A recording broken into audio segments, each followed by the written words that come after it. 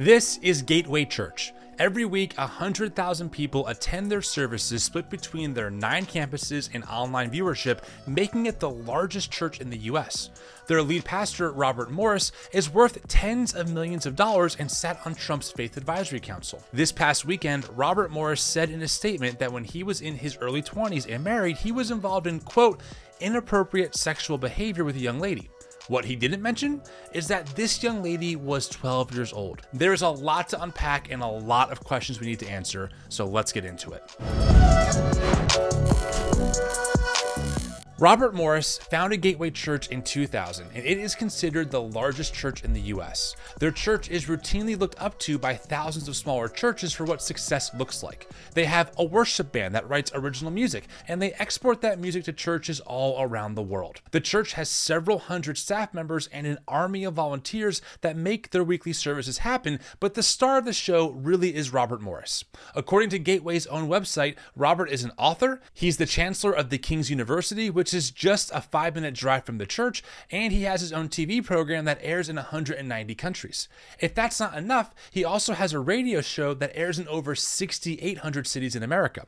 Morris also served on Donald Trump's Faith Advisory Council, which that in and of itself can be a whole deep dive, but I'll reserve my thoughts on that for a later time. Suffice to say, Morris is a big deal with access to a lot of money and a lot of power. But to understand the story we're here to talk about, we need to go back before all of this happened. To get you up to speed, I'm going to tell the story from a website called the Wartburg Watch, which initially broke this news with statements from the survivor. I'll link the full piece in the show notes so you can read it for yourself. Also, to protect myself legally, I must say that this story is alleged. In the 1980s, Morris was getting his start as a traveling evangelist. He was 20 and married to his current wife, Debbie. In 1981, while doing a youth revival in Tulsa, Oklahoma, Robert met Cindy Clementshire and her family. Now, just so you know, Cindy's name is public and she has given news outlets consent to use her name. Robert and Cindy's family grew close and Robert became a regular preacher at their church. It wasn't uncommon for Morris and his family to stay with the Clementshires, including overnight. The family got close, including going on trips together, and according to Cindy, she viewed the family as safe and friendly. But that all changed on Christmas Eve 1982. Cindy and Robert were in the backseat of the family car, and Robert asked Cindy to visit him in his room later on that night. Now, Cindy was 12 and thought nothing of it. After all, she thought he was a safe person. She also remembers vividly what she was wearing. Pink pajamas with bloomer pants with underwear underneath, and she had a snap-up robe also. It was there that, according to Cindy, Robert told her to lie down and began to molest her. After it happened, he warned 12-year-old Cindy to never tell anyone about this because it will ruin everything. And Cindy didn't say a word.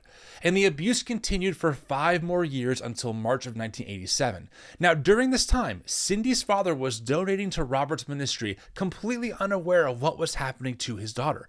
Morris wanted to make out and engage in heavy petting.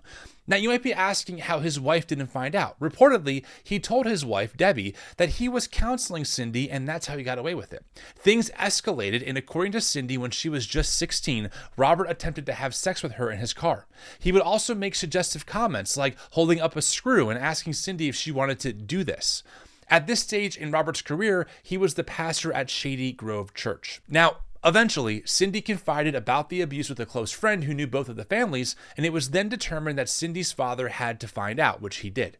He reported Morris to the lead pastors of Shady Grove Church and demanded that he step down or else he'd call the sheriff himself. Morris stepped down for 2 years before he was restored to ministry with the blessing of televangelist James Robinson. I also need to mention that this article also says that Cindy received a call from Robert's wife, Debbie, who told Cindy that she, quote, forgave her, insinuating that somehow Cindy had some part of the responsibility to bear in her abuse. And as you can imagine, these 5 years caused serious trauma for Cindy, who went through over a decade of counseling to fully unpack and understand the abuse that happened to her for 4.5 years. In 2005, Cindy filed a civil lawsuit where she was offered $25,000 to settle if she signed an NDA. Cindy refused and is now telling her side of the story. Okay, this story dropped on June 14th, and as is clear, the accusations are incredibly serious. Did Robert Morris do this? Would the church respond? Well, Let me once again be clear that legally I have to say this is all alleged, but let me share with you a statement that was leaked by Gateway leadership to their staff, and you tell me how you would read this. The statement says the following: from the elders of Gateway Church. Pastor Robert has been open and forthright about a moral failure he had over 35 years ago when he was in his 20s and prior to him starting Gateway Church. He has shared publicly from the pulpit the proper biblical steps he took in his lengthy restoration process. The 2-year restoration process was closely administered by the elders at Shady Grove Church and included him stepping out of ministry during that period while receiving professional counseling and freedom ministry counseling. Since the resolution of this 35-year-old matter, there have been no other moral failures. Pastor Robert has walked in purity, and he has placed accountability measures in people in his life. The matter has been properly disclosed to church leadership. Robert Morris stated, quote, "When I was in my early 20s, I was involved in inappropriate sexual behavior with a young lady in a home where I was staying. It was kissing and petting and not intercourse, but it was wrong. This behavior happened on several occasions over the next few years. In March of 1987, the situation was brought to light, and it was confessed and repented of. I submitted myself to the elders of Shady Grove Church and the young lady's father. They asked me to step out of ministry and receive counseling and freedom ministry, which I did. Since that time, I have walked in purity and accountability in this area. 2 years later, in March of 1989, I stepped back into ministry with the full blessing of the leaders and her father. In October of 1989, Debbie and I met with her and her family, and I asked for their forgiveness, and they graciously forgave me. This sin was dealt with correctly by confession and repentance, which I did in 1987 and 1989. Yeah, honestly, I want to vomit at this statement because from where I'm sitting, not only is this an acknowledgement of Cindy's story, the language used in this letter is egregiously deceptive. Both Robert and Cindy confirmed the timeline is correct, which means it's not hard to do the math to confirm that she indeed was 12 when this happened. This means she was not a young lady like this statement suggests. She was a child. They also admit no police were contacted, but instead some random men who were appointed elders by a church oversaw a 2-year restoration? Obviously, they did a shit job if they couldn't see that a 20-year-old man molesting a 12-year-old girl was grounds for, legal prosecution. Does Gateway Church really expect us to read a statement like this and go, phew, hey everyone, false alarm. Don't worry, a bunch of men knew about this a long time ago and they handled it way back then. It's all good now. Everything is fine. Everyone is fine. It's not a big deal. Just a small speed bump. Are they delusional? The language in this statement is so gross and was intentionally chosen to minimize the gravity of Robert's actions. You didn't have a moral failing. You molested a child. You've not been forthright about this. You've been coy. In 2014, in fact, Robert shared about his rebellion as a young man at Gateway Church, but he made it sound like he was just being promiscuous. Listen to how he sets up this talk. My rebellion took a form of immorality that I don't like to talk about much. I was very sexually immoral as a teenager. And it started early in my life, and it was very easy for me. Now, I'm going to share something with you that I've really had to struggle with sharing the details, things that I'm going to be sharing with you today. But when I say it was easy for me, I was very immoral, and I was immoral a lot. And I can remember a conversation with my friends, and they said, one of them said, "You're just blessed." That's what they said. Because we would go out and meet girls, and I would end up being immoral just in one night. And so they began actually, it's so horrible to share this because of what the word blessed means to me now. And that I've written a book called The Blessed Life, and it's about giving, not taking. And it's about giving to give, not giving to get. So it's the total opposite of the way I was before I met Christ. Here's what I've realized. I was not blessed, I was cursed. There was a curse on my life where immorality came easy for me. In other words, there was a bent toward that. I'm going to show you that the Lord showed me what the root of that curse was. The reason I'm going to show you is because I think if there's a bent toward your life toward a certain sin, maybe God could show you the root and you could cut the root off and not have that fruit anymore. You understand what I'm saying? I learned to lie and manipulate. Because I also had rejection, I didn't want to be rejected. So I looked for the girls that would be the most susceptible. And I learned how to spot this in girls. Please hear me. There's a reason I'm sharing this. The very thing, ladies, that the world tells you to give a man before marriage so that you can keep him is the very thing that will cause you to lose him. Now, I linked the full 8-minute video below so you can see just how slippery he is. The problem isn't that you were promiscuous, Robert. The problem is that you, allegedly, molested a child. In fact, if you want a visual of just how misleading this statement from Gateway Church is, here is the same statement with markup showing where the reality of the situation was intentionally skewed to make Robert look good. Now, someone sent this to me, so I don't know who created it, but they're spot on. Pause to read if you want. We also need to ask why these pastors think that forgiveness means being restored to the role you were in, especially a pastoral role. But don't worry, we'll get to that later on. Now, as far as I can tell, this story from Cindy seems to be legit, not only because it's incredibly rare for people to make these stories up, or because this statement confirms, albeit in a very sanitized way, the timeline of events that Cindy claims, but because, according to my inside sources, the church is in full crisis mode. It's not just the inside sources either. This past week, they had a sudden change of preachers, with the pastor playing it off like this. Hey everyone, how are you? Well, we're going to dive in. I know you were expecting Albert Tate, and I know us brothers all look the same, but I am not he. Now, I don't know if this has ever happened to you. You've just been minding your own business, on your way to church, going to church, almost to church, and you get a phone call. And, hey, we're going to need you to preach today. That's a true story. How far are you away from South Lake? Well, I'm about 10 minutes. I'm almost there. I'm glad I brought a jacket today. Like, it's a miracle of God. And so it is good to be with you. I want to bring greetings to the campuses. That is actually what I do. Well, the series is, like, listen, can I just say, y'all pray for me? Pray for me. Y'all pray for me. Listen, in the back room, I said, they all, all the team prayed for me. And I said, it's not too late for the rapture. Like...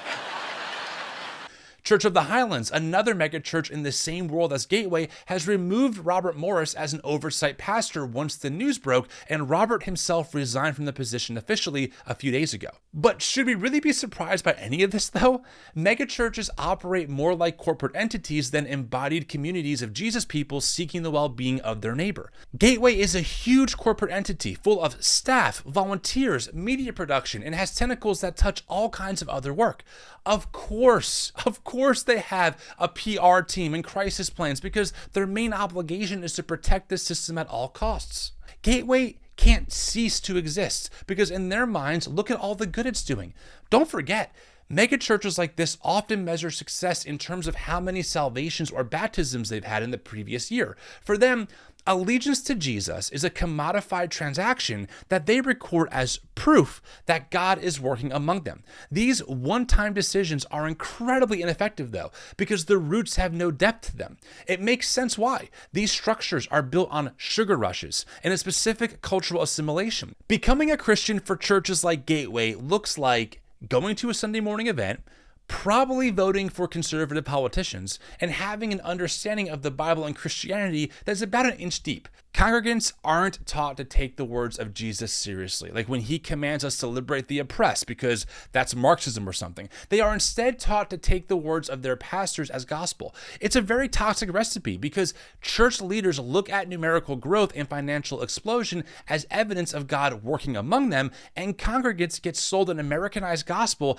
baptized in the waters of capitalism and whiteness that demands very little of them, but is instead focused on protecting them from the world and the liberal enemies out there. Remember, Morris sat on Trump's Faith Advisory Council. It's not a secret how he saw things. The leadership of Gateway Church has one priority: protect the organization, even from Robert if need be. Although I do predict that they will frame it as a retirement from ministry given that his son is poised to take over the church in a year or two. And this is the problem. Notice how little Cindy is prioritized in all of this. The statement is all about Robert and his journey towards healing and forgiveness. The elders focus on a 2-year restoration plan for Robert. Do you think the church covered Cindy's therapy bills? Do you think she was taken care of anywhere near the level that Robert was? Based on other stories similar to this, my guess is no, she wasn't. Even when egregious, heinous action is taken towards a 12-year-old, it's not the survivor that is prioritized. It is Robert and his healing journey that a bunch of men calling themselves elders signed off on. And because Robert appeased them and asked God for forgiveness, he is now allowed to become a lead pastor of one of the largest churches in America? Seriously? And that brings us back to this ridiculous and demonic idea that being forgiven equates to being restored. That is asinine. If these allegations were proven true in a court of law, Robert wouldn't be allowed to be a janitor in an elementary school. But Robert can become the lead pastor of a megachurch, teaching millions of people about God and the Bible and morality? What? Forgiveness has nothing to do with escaping the consequences of your actions. And while I'm here, let me also dispel one other evangelical myth that gets weaponized in situations like this. All sin is equal.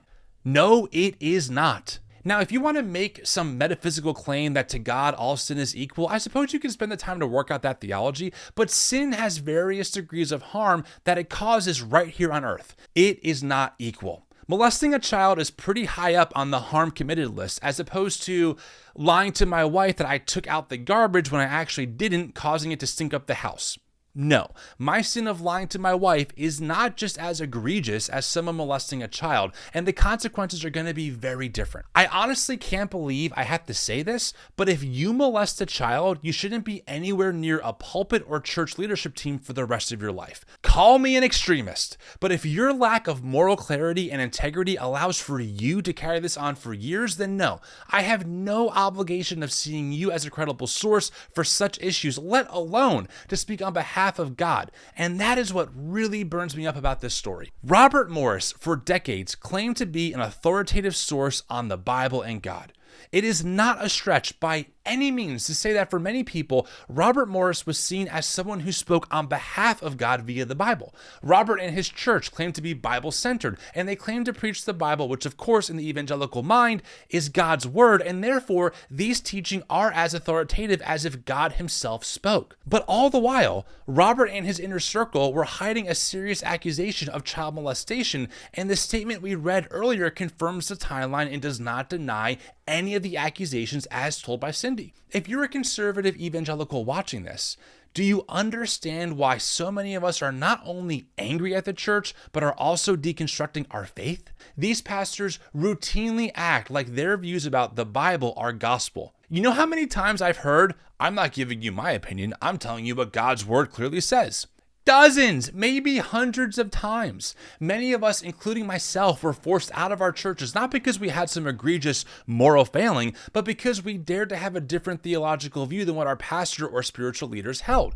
We were labeled wolves, threats, problems by church leadership. We were asked to get coffee by a pastor, where we were then confronted and charged with being unbiblical and going against God's word, but in reality, we dared to challenge their fundamentalist perspective of the Bible and what it has to say about certain cultural issues. Because we saw it differently, we were a problem. Yet time and time and time again, we see how these same systems and church structures that cast us aside and labeled us heretics embrace men who commit egregious, reprehensible behavior towards others, and yet were protected by other men who weaponize God and used cheap grace to declare them forgiven and therefore restored to ministry. I really do wonder how strict the volunteer requirements are for Gateway Church. I bet anyone on their worship team can't even be seen with a beer in their hand, yet the lead pastor can allegedly molest a child, but because he's asked for forgiveness, it's all good. Give me a break.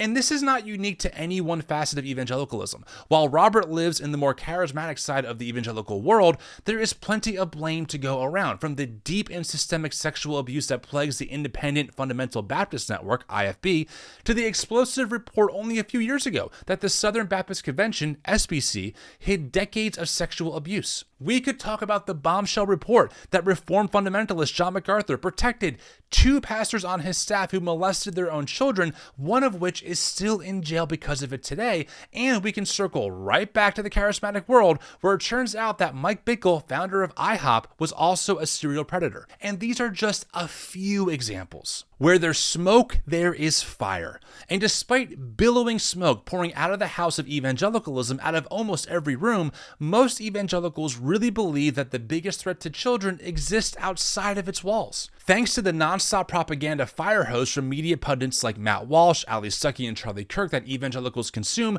they really believe that children are being groomed because they might see a gay couple on TV or a trans person in their school. For most evangelicals, the real threat to children is drag queen story hour, not the spiritual leaders that are trusted by children. It's a ridiculous notion, and its propaganda only serves one purpose: to demonize queer people. While the evangelical house is on fire, they are worried about a few sparks drifting into other backyards. When people jump out of the burning building, they are blamed for making the church their Jesus, or because they let the mistakes of men ruin their faith. You can't have it both ways. You can't insist that people fall in line and submit to church leaders in the name of God and then blame them when it turns out that they were submitting to a sexual predator. Of course that's going to ruin their faith. Now, before I move on, let me give you some stats from RAINN.org.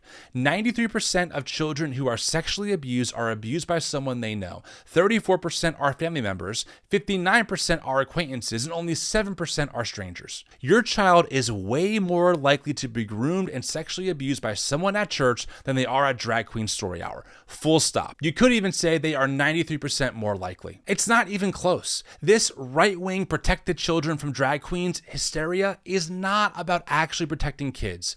If they were concerned about protecting kids, you'd see a massive campaign to reform the church. But I encourage you, go look through Ali Stuckey's tweets. Go look at who Matt Walsh targets. It's not about protecting kids. In fact, Ali Stuckey has no problem platforming John MacArthur on her show, despite the credible allegations that he protected 2 men on his pastoral team who molested their own kids. And if I sound angry, it's because I am, and I make no apologies for it. I am fuming. I am livid. It's bullshit. And if you're more offended that I said that word than you are at the story we're covering, then I need you to please wake the hell up and check your priorities. What also makes me so angry is how low the bar is set for these pastors and how they still can't manage to clear it. This is going to sound horrible, terrible, but it's true. Whenever I hear about a pastor having a moral failing, I hope to God it's just a consensual affair with another adult. That's how low the bar is. If you're going to screw up, can you please just cheat on your wife with another adult consensually? That's all we ask. Even that bar so often cannot be cleared. These are not petty grievances, okay? This isn't a massive story because one day Robert Morris got mad at an intern and threw a piece of paper at them, or said fuck during a leadership team meeting because he was frustrated about something. People make mistakes all the time. Running an organization can be stressful and difficult work. Ask me how I know. It can try your patience, and yes, people are going to make mistakes while doing it. When mistakes happen, you admit your fault and seek to do better next time.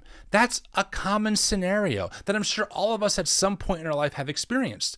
But this is not that. This is a credible allegation of molesting a 12-year-old girl over the span of 5 years and talking about the situation in a way that would lead you to assume that one time long ago, Robert made an error in judgment with a peer. One of the most common complaints I get is that I'm too critical of the church. By highlighting these stories, we're taking away from the good work thousands of pastors do every week.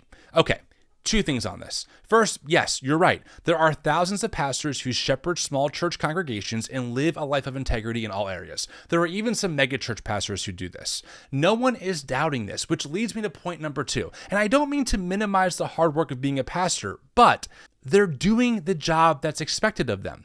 Does anyone doubt that being an airplane pilot is a tough job? No. Do we celebrate every time one lands safely? No. Why? Because they're living up to the promises that they make. Sorry, you don't get a gold star because you did the job you said you were going to do. But when an airplane crashes, of course it makes news, and of course there is an investigation into why the plane crashed. But this is where the similarities in this analogy end. Evangelical churches are incapable of investigating why their planes keep crashing. They blame it on the pilot, but don't question the system that let the pilot into the cockpit in the first place. They continue to cut the top of the weed off while not being willing to acknowledge that the root needs to be pulled up. This is unacceptable, and let me be very clear for my detractors listening. This is not about destroying the church. In fact, the church will never be destroyed. The church is a community of Jesus followers committed to loving God, each other, and neighbor. The church has existed for thousands of years. However, what I do want to destroy is the current American evangelical structure that we've mapped onto the church in our lifetime. This structure is toxic. It's an event-centered model that seeks to get bigger and bigger. It wants to consume, it wants to conquer the city that it lives in, and it measures success by the number of butts in seats and the money it brings in. It desires spectacle to appease a hyper-entertainment-based culture. Church is now an industry with products to sell to the marketplace. Books, movies, worship music, fulfillment, happiness, the answer to your problem. The American evangelical church is a product of American capitalism, and it is killing the witness of Christianity in America while also giving Americans a gospel that teaches them to follow a white, gun-loving, the poor are just too lazy, America is a chosen country, Jesus. That, as far as I'm concerned, should be dismantled as soon as possible. You might also be asking yourself why the elders of Shady Grove Church, aptly named by the way, didn't go to the police. The answer is simple. The elders saw their authority coming from God directly. Therefore, they had the final say on the situation, not local officials.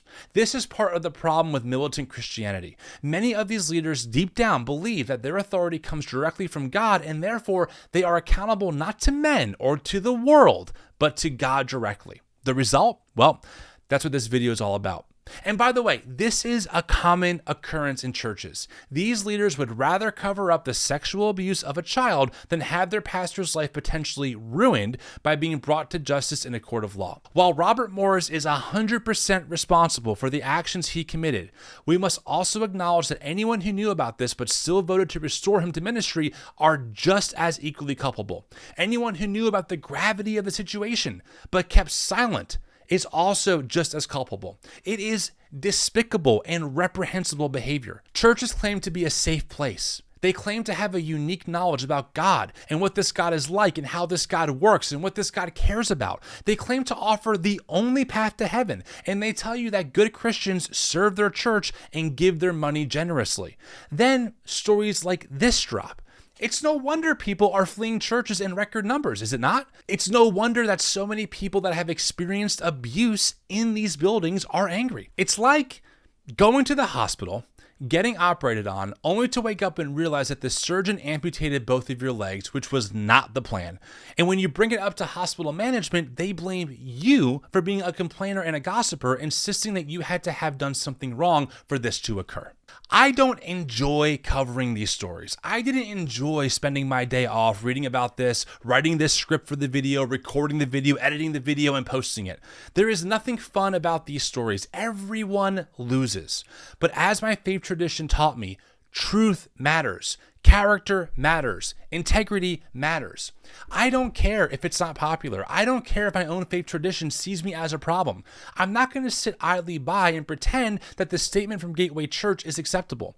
I'm not going to pretend like Robert Morris isn't problematic because some random men declaring themselves elders went through a secret restoration process with him in the 80s. I reject Robert's authority and I reject the elders' authority. These allegations are serious and have not been disputed by Gateway Church or Robert Morris himself as of this recording. And if I can be incredibly blunt for just a second, I am so sick of bullshit PR campaigns these churches try to pull off. Like somehow if they use slick language and expertly crafted statements, we're supposed to say, oh, okay, it's all good. As of this recording, there has been no news about Robert's future with Gateway. But here's my prediction.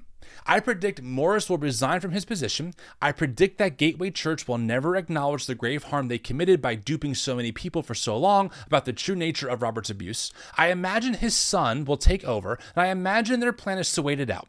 They know that the internet can only stay angry for so long before it moves on to the next issue to be outraged at. For them, it's a matter of weathering the storm, which only once again demonstrates how incapable these organizations are of looking inward at the rot in their buildings.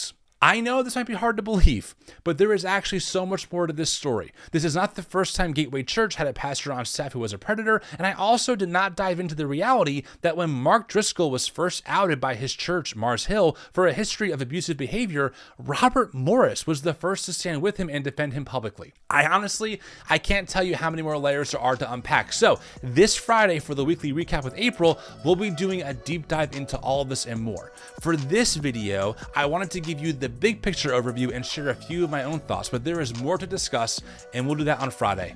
Let me know what you think about this in the comments. Thanks for watching.